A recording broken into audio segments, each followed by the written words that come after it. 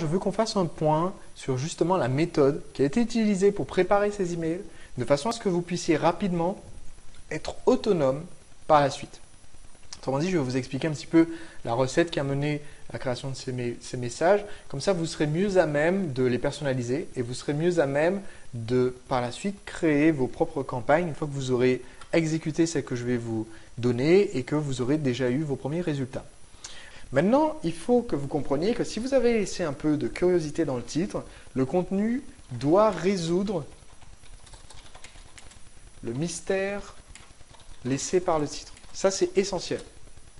N'envoyez jamais un mail avec un titre mystérieux dans lequel le contenu du mail ne permet pas de savoir la clé du mystère. Si vous envoyez un mail qui dit les 3 secrets pour avoir moins mal au dos, et que dans votre mail, vous dites, voilà, bonjour, en ce moment, il y a mon produit qui est en vente, que vous ne mentionnez pas les chiffres 3, vous ne mentionnez pas le mot secret, ou vous ne mentionnez pas le mal de dos, eh bien, on n'a pas la réponse en ayant lu le mail, et là, on se sent frustré. Et si vous créez de la frustration avec un message, le prochain message ne sera pas lu. Donc, vous devez faire bien attention à ce que, rapidement, votre message explique le rapport entre titre et ce que vous allez avoir à proposer dans le message. Okay? Maintenant, au niveau du contenu de l'email, la longueur va dépendre de la campagne. Donc, au niveau de la longueur du mail, je vais vous expliquer selon les campagnes à quel moment on envoie des mails courts, à quel moment on envoie des mails plus longs. Quelquefois, on a pour objectif de vendre dans le mail et donc on amène les gens directement pour qu'ils soient déjà décidés à acheter. Dans ce cas-là, on va utiliser un mail relativement long. Quelquefois, dans le mail, on va introduire quelque chose de nouveau, on va dévoiler quelque chose qui n'est pas présent sur la page de destination. Par exemple, souvent sur mon site internet, exemple, si on vend en vidéo, eh bien, si on vend en vidéo, en général, la vidéo de vente va être relativement longue, 8 minutes, 10 minutes, quelquefois 20 minutes. J'ai des vidéos de vente qui durent 1 heure. Eh bien, tous les prospects qui ont vu le début de la vidéo ne savent pas forcément qu'à la fin, je révèle une formidable surprise, un bonus qui vaut une fortune et que je leur offre gratuitement. Donc, je peux dans l'email leur décrire ce bonus en leur disant, écoutez, si vous n'avez pas encore vu la vidéo, allez la voir maintenant, j'y offre le bonus. Et quelquefois, dans le mail, je vais donner tout ce détail au sujet du bonus en question pour donner envie aux gens de la voir, pour qu'ils cliquent et qu'ils supportent la vidéo jusqu'à la fin et qu'ils se décident à acheter. Okay? Donc, si on vend en vidéo, tous les arguments ne sont pas visibles tout de suite sur la page. Donc, on peut en mentionner un en détail dans l'email. Et sur certaines des campagnes, vous allez voir que justement, on va premièrement envoyer d'abord les gens avec un mail assez court sur la page de vente. Et puis le lendemain, quand on va relancer, ou le surlendemain, quand on va relancer, on va dire aux gens, écoutez, sur cette page, je mentionne aussi vers la fin de la vidéo, et là, on va décrire un des bonus. Dans le mail d'après, on va dire, et est-ce que vous avez remarqué que j'offre une garantie? Et on va décrire la garantie. Donc, chacun des mails va vendre un des avantages, un des points descriptifs du produit pour que le prospect aille consommer cette vidéo ou cette page de vente, si elle est assez longue, en entier. Donc, la longueur du mail va dépendre de la campagne parce que ça va dépendre de ce qu'on veut communiquer, ce qu'on veut vendre ou est-ce qu'on veut juste amener la personne à cliquer sur le lien qui se trouve dans le mail. Okay? Par contre, je vous recommande au niveau des liens d'en insérer plusieurs. Ça, je vois peu de personnes le faire. Mais en fait, j'insère plusieurs liens qui pointent vers la même page. Il faut que vous compreniez encore une fois que dans votre marketing par mail, vous voulez donner un appel à l'action aux visiteurs. Vous ne voulez pas dire aux gens, écoutez, vous pouvez me répondre, ou alors vous pouvez cliquer ici, ou encore vous pouvez m'ajouter sur Facebook, ou encore vous pouvez… Non. Il faut simplifier les choses, leur donner une action, l'action la plus importante, et leur dire, voilà, c'est ça que vous devez faire maintenant. Par contre, vous pouvez le dire plusieurs fois. Et lors d'un de mes tests les plus récents, en disant aux gens, en faisant un mail avec un lien assez haut dans le mail et un lien plus bas dans le PS du mail, j'ai eu 4 clics sur le premier lien et 400 clics sur le lien qui était dans le PS. Autrement dit, la très grande majorité des gens plus de... en fait, ça fait 98,5%, quelque chose comme ça. 98% des gens ont lu le message en entier et ont cliqué sur le lien qui se trouvait à la fin, au lieu de cliquer sur le lien qui se trouvait au tout début. Mais comme ça va dépendre de la bonne volonté des gens, de l'effort qu'ils vont vouloir mettre à la lecture du mail, vous allez voir que dans les messages que je vais vous donner, régulièrement, il va y avoir une introduction, une phrase ou deux phrases avec un lien. Et ça va être pour les non-lecteurs, pour les cliqueurs. Et ensuite, il va y avoir un descriptif dans le message. Et ensuite, il va y avoir un lien pour les lecteurs. Et vous allez retrouver ça dès la première campagne qu'on va partager ensemble dans le module 2. Donc, on insère quand même plusieurs liens possibles, plusieurs liens par email. La structure du contenu du mail, ça va être salutations. Alors, je vais vous faire la structure du mail, ça va être une salutation. La salutation, ça peut être bonjour ou bien bonjour prénom. Après la salutation, j'enchaîne sur la promesse et je le dis en général en 3 lignes maximum.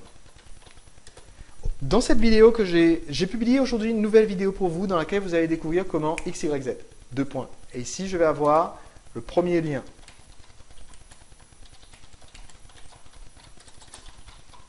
Donc, dans mes campagnes, je vais différencier les cliqueurs et les lecteurs.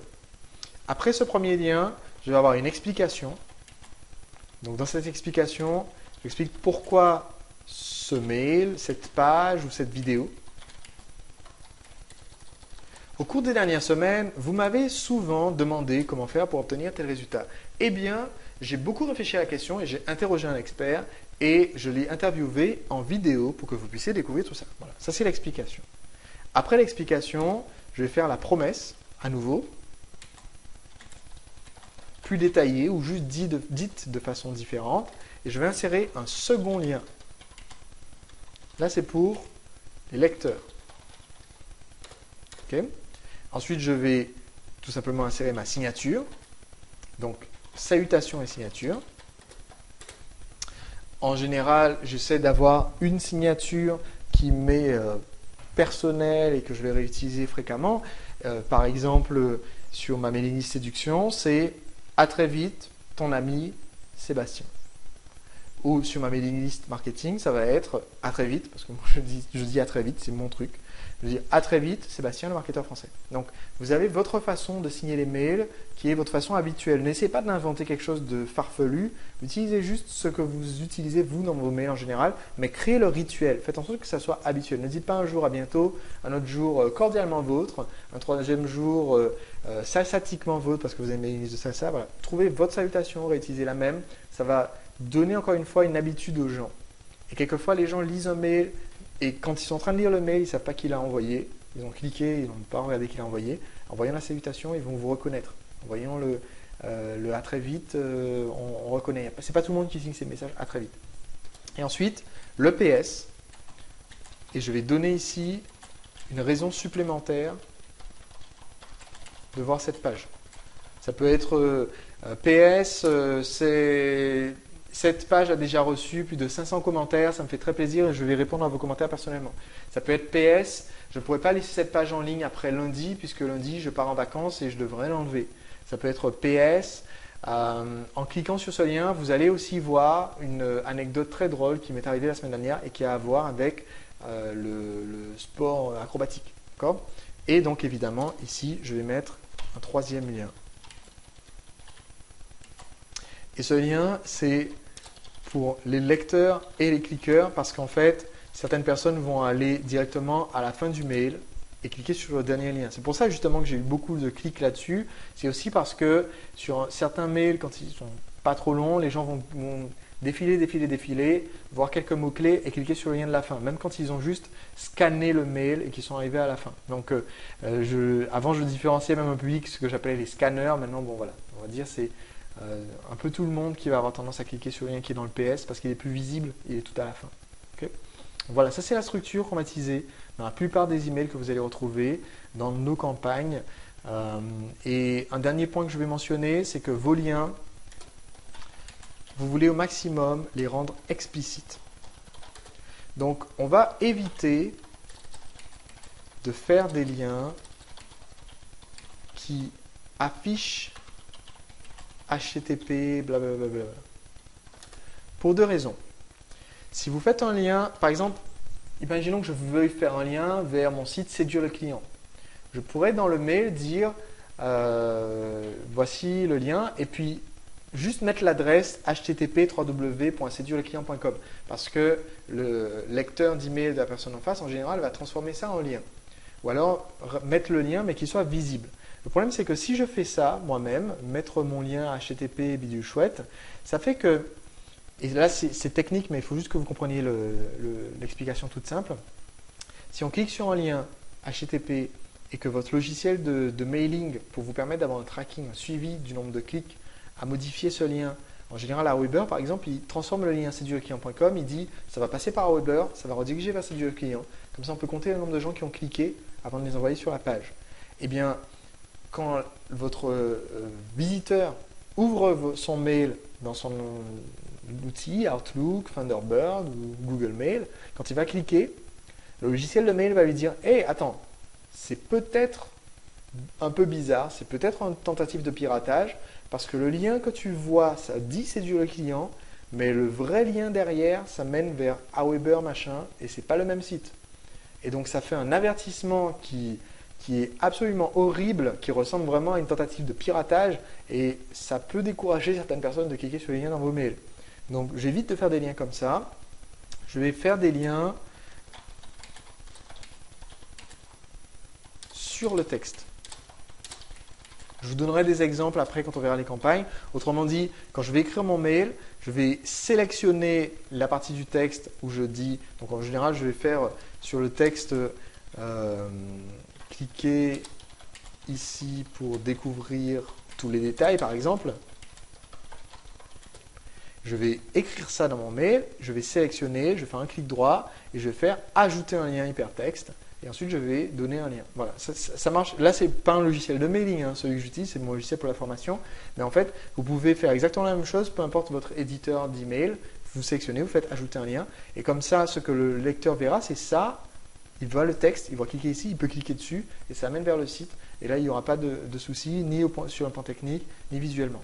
Si jamais vous êtes obligé de faire un lien en HTTP quelque chose, alors faites un lien qui soit explicite au possible.